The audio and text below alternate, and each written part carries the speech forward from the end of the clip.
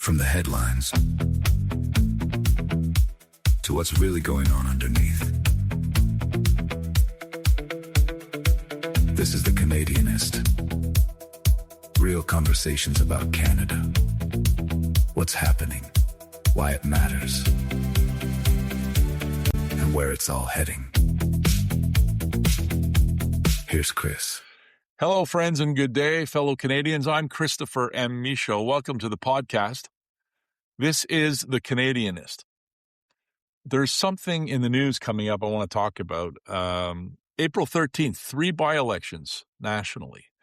And there's something a little off right now in the lead up to these April 13th by-elections. And I want to be careful how I say this because this isn't one of those black and white gotcha political takes. It's more of an observation that starts simple, but opens up into something bigger about how our politics is working right now. On the ground, everything looks normal. Candidates are out there knocking on doors and volunteers are doing what volunteers do.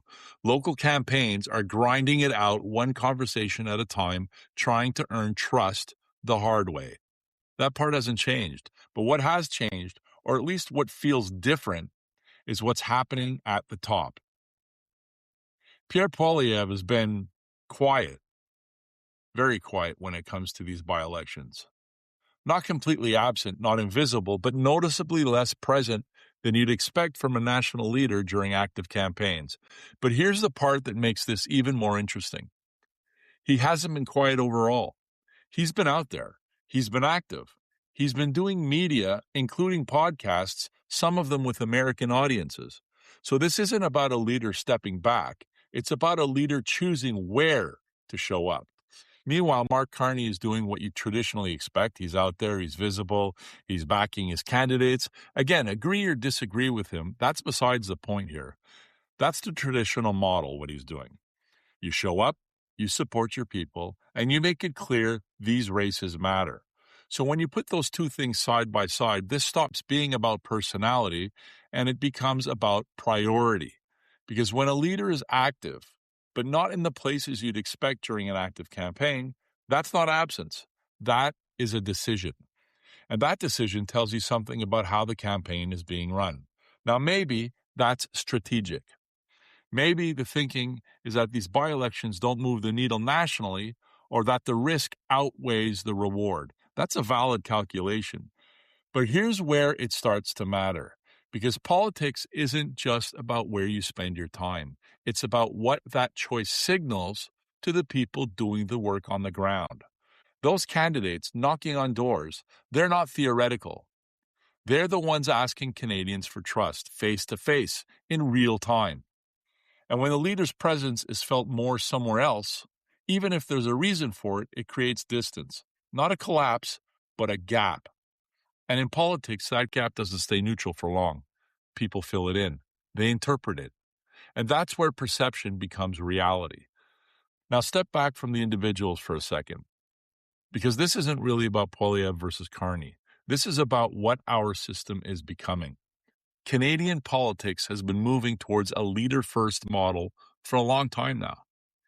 Everything revolves around the leader, the message, the brand, the national narrative. And the local candidates, they matter, but more and more they feel like extensions of that brand rather than independent voices rooted in their communities. So when a moment like this happens, it exposes that imbalance. You start to see the disconnect between the national strategy and the people actually carrying it out. And that's the part that should give us pause. Because if leadership becomes more about managing exposure than showing up, more about protecting the brand than reinforcing the team, and we're not just changing campaign strategy, we're changing the relationship between leaders, candidates, and the voters. And that's a shift worth paying attention to.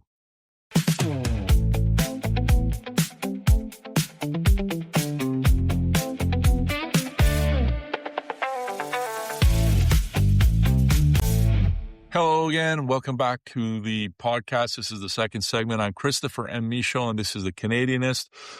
Before the break, we were talking about the April 13th by-elections coming up in about a week or so, a little under a week. and the leaders and their roles in these by-elections. Now, what I want to do right now in the second part is take that idea a little further. And when we talk about leadership, visibility, and who's showing up where, there's another question sitting underneath all of it. And that's, how are these decisions actually being made in the first place? And more importantly, who's watching them? There's a story that's been circulating involving François-Philippe Champagne and the ALTO project. He's recused himself from anything involving that file because his partner was hired by the organization connected to it. Now, on the surface, that's exactly what you want to see. A potential conflict is identified, and the minister steps away from the decision-making process. That's the system working the way it's supposed to. But it opens up a bigger conversation, because at the same time, you're hearing criticism, particularly from the Conservatives, that this project has the potential of being mismanaged and that it could become another example of government spending getting out of control. And that's where people start asking a very reasonable question. If billions of dollars are involved, who is actually overseeing this? Is this just the government of the day pushing something through, or is there a broader multi-party process making sure it's being handled properly? And the answer is a bit more complicated than people expect, because there are committees in Canada that include members from multiple parties, Liberals, Conservatives, Bloc, NDP, and they do play a role. They can call witnesses, they can ask questions, they can dig into spending and decisions, but they don't run the project. They don't sit there at the beginning shaping how it's built or how the money flows. They react to it, they review it, and often they step in when something already looks like it might be going sideways. So the system isn't really designed as a collaborative effort across parties. It's designed as an adversarial one. One party governs, the others scrutinize.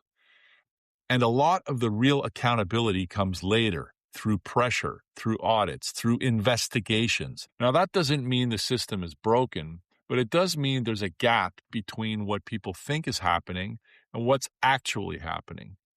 Because there's this assumption that when something gets announced, there must be a room somewhere where everyone is involved, keeping it on track from day one. But that's not really how it works. And that's where the politics starts to fill in the blanks. You have a minister stepping aside to avoid a conflict, which reinforces the idea that safeguards are in place.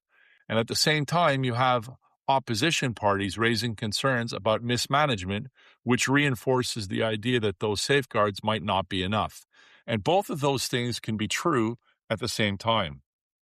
The system can be functioning as designed and still leave room for legitimate concern about how projects are executed. So when you step back and look at this, it's not just about one project or one minister or one party's criticism. It's about understanding the structure we're working within. Because once you understand that structure, you start to see these debates differently, less as accusations and more as a reflection of how the system is built to operate. And whether that system is giving Canadians the level of confidence it should, that is the question worth asking.